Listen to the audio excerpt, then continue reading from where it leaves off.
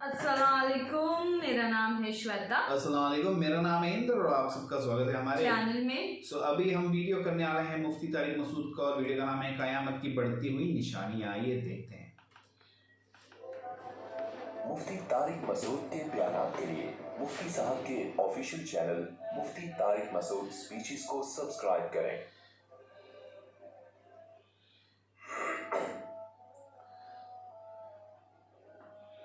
दो किस्म की सोसाइटी में खराबियां आती हैं।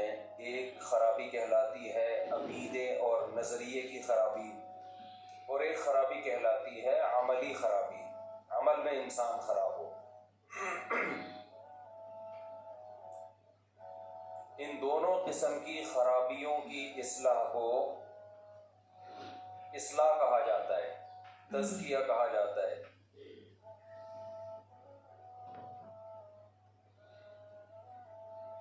हमें दुनिया में जिंदा रहने के लिए, दुनिया में चलने फिरने के लिए बहुत सारी गलत चीजों को ठीक करने की जरूरत होती है।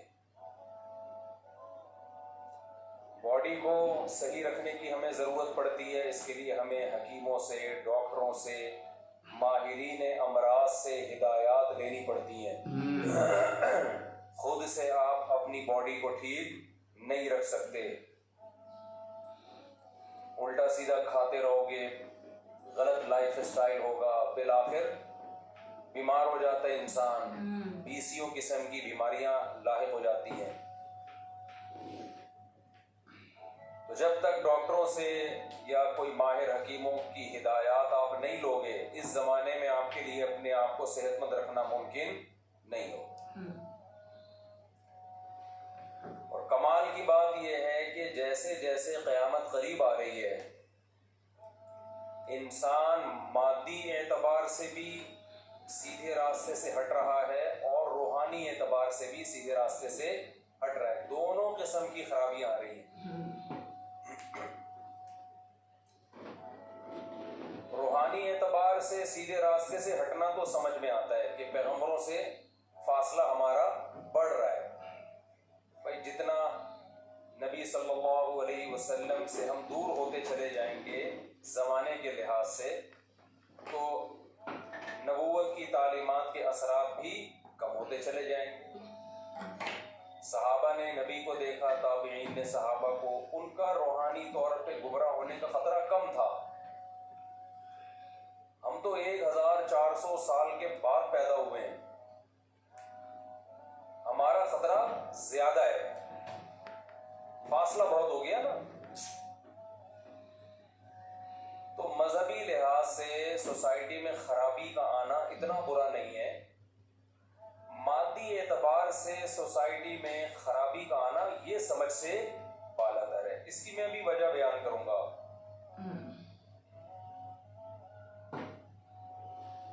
पहले जमाने में लोगों की सेहतें अच्छी होती थी, अब सेहतें खराब हो रही हैं। पहले ऐसे मोटापे नहीं होते थे, अब मोटापे। पहले शुगर के इतने पेशेंट नहीं थे, अब ज्यादा हैं।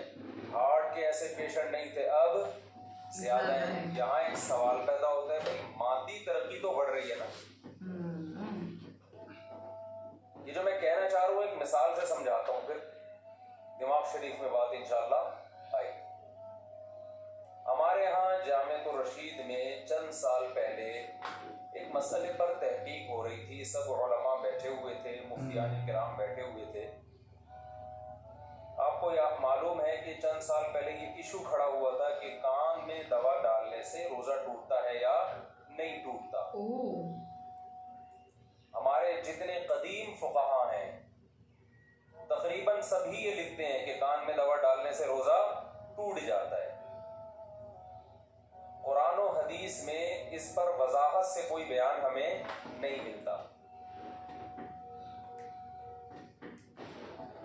कुछ लोग हो सकता है बेवकूफ ये गए कि जब कुरान हदीस में नहीं है कि कान में दवा डालने से रोजा टूटता है, तो फिर उलमा ने क्यों लिखा कि रोजा टूटता, पहले क्यों लिखा। आजकल ना मंजन बहुत बिक रहा है। तो भाई ये भी तो नहीं है कि नहीं टूटता, ये भी तो कुरान हदीस में कहीं नहीं लिखा ना। तो जब ना ये लिखा है कि कान में दवा डालने से रोजा टूटता है, ना ये लिखा है कि नहीं टूटता, तो ऐसे मौके पे इज्तिहाद किया जाता है। ये लोग अक्सर दलील पूछ रहे होते हैं ना कि ये मसला मुफ्तियों ने कह दिया, कुरान हदीस में इसकी दलील दिखाओ, तो आप बता दो ऐसा नहीं है, इसकी दलील दिखा दो। क्या ख्याल है भाई? ऐसे ऐसे पागल लोग आ रहे हैं जिनसे लोग मुतासिर बहुत होते हैं। मैं तो हैरान होता हूँ इसको, स्कॉलर से मुतासिर होते हैं। आप उनसे कहते हो ये मसला गलत है, तो यूं बता दो इसकी क्या दलील है। मैंने मसला बयान किया ना एक दफा झींगे के बारे में, केकड़ा सही नहीं है। लोगों ने कहा कुरान हदीस से बताओ केकड़ा खाना हलाल है। मैंने कहा आप बता दो हराम। हाँ, कुरान हदीस से बताओ कि केकड़ा खाना नाजायज है। मैंने कहा आप बता दो कि जायज है। हम जब कुरान हदीस मांगे ना तो पंचर हो जाते हैं, हवा निकल जाती है। लोग कहते हैं ना, मैंने एक क्लिप रिकॉर्ड करवाया था कि केकड़ा क्या है, फिक़ह हनफी में जायज नहीं है। लोग कहते हैं इस्लाम में बताओ, फिक़ह हनफी नहीं बताओ। इस्लाम में चूंकि इसके हलाल होने की कोई दलील नहीं है, इसलिए अबू हनीफा ने इसको नाजायज कहा। इस्लाम की वजह से फिक़ह हनफी में आया है मसला, फिक़ह हनफी की वजह से इस्लाम में नहीं गया। तो फिक़ह हनफी कोई इस्लाम से अलग कोई चीज नहीं है। और आप जो बता रहे हो वो भी तो इस्लाम नहीं है ना, वो भी तो आपकी राय है। क्योंकि इस्लाम तो इस बारे में, केकड़े के बारे में क्या है, लफ्ज़ केकड़े के बारे में खामोश है। जब खामोश है तो फिर दीगर दलाइल देखे जाते हैं कि उससे क्या पता चल रहा है हलाल वाले ज्यादा हैं या हराम वाले ज्यादा हैं। अपनी राय को इस्लाम कहते हैं, अबू हनीफा की राय को हनफी फिक़ह कहते हैं लोग, और इस्लाम के मुकाबले में लाते हैं। तो आपकी भी तहकीक अगर कुरान और हदीस से है, अबू हनीफा की भी कुरान और हदीस से है, तो दोनों इस्लाम है। सही बात यह है कि इसमें सही वाला कौन सा है। तो अबू हनीफा की राय में गलती का इम्कान कम है, आपकी राय में गलती का इम्कान ज्यादा है। यूं ताबीर होनी चाहिए। तो जो बोला करे ना, हम पे एतराज करे ये लोग केकड़ा नहीं खाते, कहते हैं कि इसके, हालांकि हलाल और हराम करना तो सिर्फ अल्लाह का काम है। आजकल ऐसे क्लिप आ रहे हैं, मुफ्तियों ने केकड़े को हराम कर दिया, हालांकि हलाल हराम करना किसका काम है? अल्लाह का। तो इनसे बोलो हलाल करना भी अल्लाह का, हराम करना भी अल्लाह का। अगर आप कहते हो केकड़े के बारे में हराम होने पर कोई हदीस नहीं है, तो आप हलाल होने पर दिखा दो। हलाल होने पर भी तो नहीं है। अब यहां इज्तिहाद होगा, फिर जब इज्तिहाद होता है तो फुक़हा का इख्तिलाफ भी होता है, और फिर तकलीद ही करनी पड़ती है। आप करते तकलीद हो अपने मौलवियों की, लेवल लगाते हो मुहक्किक हैं, कुरान हदीस को मानते हैं, ये झूठ बोल रहे हो, ये मंजन किसी और के सामने बेचा करो जाके। मेरा मौजू हट जाता है क्योंकि फजूल चीजें बहुत आ रही है मार्केट में।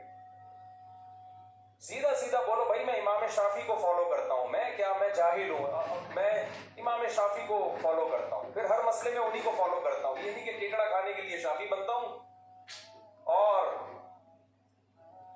जहां कोई आसानी नजर आए तो हनफी बन जाता हूँ। हम कभी शाफियों पे एतराज नहीं करते। वो कहते हैं भाई हमारे पास इल्म कामिल नहीं है, हम इमाम शाफी को फॉलो करते हैं, अहले सुन्नत वल जमात के इमाम है यार, उनकी तहकीक है, तो फिर हर चीज में उन्हीं को फॉलो करते हैं। ये नहीं होता कि बगैर वली के लड़की ने जब घर से भागना हो तो फिर हनफी को फॉलो करेगी, और केकड़ा खाना हो तो किसको। मेरे पास ऐसे अहले हदीस के फोन आए, केकड़ा खाने के लिए अहले हदीस हैं, लड़की से अब्बा की मर्जी के बगैर शादी करने के लिए फिक़ह हनफी से फतवा ले रहे हैं। ये मजाक बना रहे हैं दीन को, और कुछ भी नहीं है। बाकी जो कहता है ना समंदर की हर मखलूक हलाल है, हराम होने की कोई दलील नहीं है उससे। और पानी की हर मखलूक, तो केकड़ा पानी में भी रहता है और खुश्की में भी, मगरमच्छ पानी में भी रहता है और खुश्की में भी, कछुआ पानी में भी रहता है और खुश्की में भी। तो फिर केकड़ा हलाल नहीं है, फिर कछुआ और मगरमच्छ भी हलाल है, उसके अंडे भी खाया करो। इसलिए जिसने अबू हनीफा को पढ़ा है ना, खुदा की कसम गहराई में जाके, वो कहेगा अबू हनीफा ने वाकई कुरान और सुन्नत को बहुत डेप्थ में जाके एक्सप्लेन किया उम्मत के सामने। ये लोग हमसे अबू हनीफा छुड़वा के कहते हैं नबी के पे आ जाओ। हमें पता है नबी की, ये अबू हनीफा छुड़वा के नबी पे नहीं ला रहे, ये अबू हनीफा छुड़वा के अपनी राय पे लेकर आ रहे हैं, उसको नबी की राय करार दे रहे हैं। लेकिन हमें जो समझ में आ रहा है वो नबी के, अबू हनीफा जो थे वो नबी को नहीं समझा उन्होंने। उठाकर फेंक दो बाहर गली में, नई तहजीब के अंडे हैं, बेड को गंदे इंग्लिश में डर्टी, थोड़ा इंग्लिश का थोड़ा शेर पुराना हो गया ना, उठाकर फेंक दो बाहर गली में, उठाकर फेंक दो बाहर स्ट्रीट में, न्यू तहजीब के अंडे हैं डर्टी। शेर पुराना हो गया तो थोड़ा मैंने टेस्ट चेंज किया इसका। तो अच्छा, कमाल की बात है, जब हम जवाब में कोई क्लिप रिकॉर्ड करवाते हैं ना, उनके कमेंट्स में उसका ऐसे लोग जो एतराज करते हैं ना अबू हनीफा पे या उलमा पे, तो जब हम क्लिप उनके कमेंट्स में ना लिंक शेयर डाल देते हैं तो फौरन लिंक उड़ा देते हैं वो लोग। हालांकि आप अगर तहकीक मुहक्किक हो तो भाई दोनों की राय को सुनो। आप कमेंट्स में से वो उड़ा क्यों रहे हो? ये कहते हैं ना सबको सुनना चाहिए, तो अपने मुखालिफ को सुनने का हौसला तो पैदा करो। लेकिन आपने इन लोगों का जर बहुत थोड़ा देखा होगा। ये कहते हैं, दावा करते हैं सबको सुनो, लेकिन कमेंट्स में इस तरह के तमाम कमेंट्स और लिंक डिलीट करके बता रहे होते हैं कि हमारे अलावा किसी को भी नहीं सुनो। मंजन की बहुत सारी किस्में मेरे भाई, जैसे मंजन कुरान और सुन्नत के नाम पे बेचा जाता है ना, ऐसे ही मंजन ये कह के भी बेचा जाता है कि दूसरा मंजन बेच रहा है। दूसरों पे मंजन बेचने का इल्जाम लगा के भी अपना मंजन टाइट तरीके से बेचेगा। हम अपने टॉपिक की तरफ आते हैं, क्या हम सास बहू के झगड़े लेके बैठ गए। तो हर शाख पे उल्लू बैठा है, अंजाम गुलिस्तान क्या होगा। हर शाख पे, हर चैनल पे एक उल्लू बैठा हुआ है जो कह रहा है कि मैं हूं जो कुरान और हदीस को बताऊंगा। समझो, हर बाग में जब हर शाख पे फूल की बजाय उल्लू और तितलियों की बजाय उल्लू आके बैठ जाए तो गुलिस्तान का अंजाम क्या होगा। तो हम ये लेके चल रहे थे मेरे भाई, जो कदीम फुक़हा है मेरे भाई, कोई ठीक है। तो मैं वो वाक़या बयान कर रहा था, जामिअतुर रशीद में मजलिस से तहकीक हो रही थी। तकरीबन तमाम कदीम फुक़हा ने ये बात लिखी कि कान में दवा डालने से रोजा टूट जाता है, क्योंकि ये मसला कुरान और हदीस में सराहतन मज़कूर नहीं है। जब मज़कूर नहीं है तो इज्तिहाद किया। अब इज्तिहाद किसे कहते हैं, क़यास किसे कहते हैं, कि भाई हमें इससे मिलती जुलती कुरान और सुन्नत में मिसालें मिलती हैं तो उन्हीं पर क़यास कर लिया जाएगा इसको भी। तो देखा कि भाई दिमाग या मैदा ऐसी चीज है जिसमें कोई भी चीज जाती है तो रोजा शरीयत टूटने का हुक्म लगाती है। जैसे नाक में दवा डालने से भी रोजा टूटता है ना। तो फुक़हा ने फतवा ये दिया कि भाई चूंकि कान में दवा डालने से वो दवा दिमाग तक पहुंचती है, कोई कान का पर्दा है या सुराख है, उनका ख्याल ये था हम जो सुनते हैं तो ये कोई सुराख होगा ना जो दिमाग तक आवाज पहुंच रही है। तो उन्होंने फतवा दे दिया कि भाई कान में दवा डालने से रोजा टूट जाता है। इसी फतवे पर उम्मत अमल करती आ रही थी और कुरान हदीस में इसका कोई तस्करा था नहीं। वाज़े अगर होता तो फिर तो 2 और 2 4 की तरह हो जाता ना मसला। आज जब मेडिकल साइंस ने बहुत ज्यादा तरक्की की तो डॉक्टरों ने बताया कि भाई कान में दिमाग तक पहुंचने का कोई रास्ता नहीं है, कोई सिरे से पाइप, कोई झिल्ली भी नहीं है जहां से कोई पानी या दवा सरायत करके कहां तक पहुंच जाए, दिमाग तक।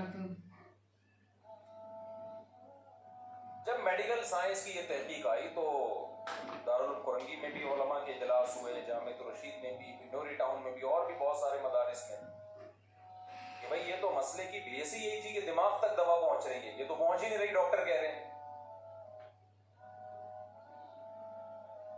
अब जब हमारे यहाँ इजलास हुआ, दारुल कुरंगी ने तो फतवा दिया कि उससे रुजू कर लिया कि भाई कान में दवा डालने से रोजा नहीं टूटता, उनकी ये राय थी, तो फतवा इसी पे दे दिया उन्होंने और यही हमारी राय भी है, क्योंकि उसकी बेस ही खत्म हो गई ना।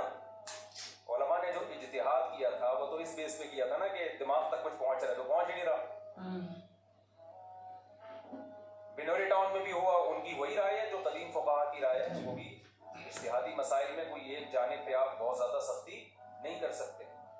हमारे जब जामिअतुर रशीद में इजलास चल रहा था तो एक जो मुफ्ती थे सीनियर, उनकी राय ये थी कि ये जो इतने सारे फुक़हा ने ये फतवा दिया है कि कान में दवा डालने से रोजा नहीं टूटता, ये इतने सारे लोग गलत तो नहीं, ये नहीं गलत से तो आज के फुक़हा उन फुक़हा का मुकाबला नहीं कर सकते। आज के फुक़हा का मतलब हम लोग, हम तो बहुत ही थोड़े हो गए, जो सीनियर लोग हैं,